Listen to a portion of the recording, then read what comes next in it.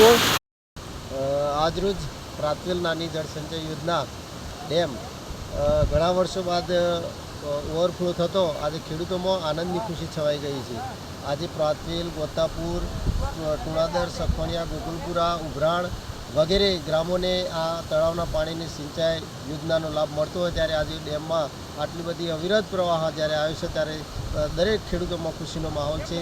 અને આજે આ વરસાદથી ડેમ ઓવરફ્લો 10 વર્ષે થતાં અમારે પણ ઘણો આનંદનો અત્યારે પાર નથી.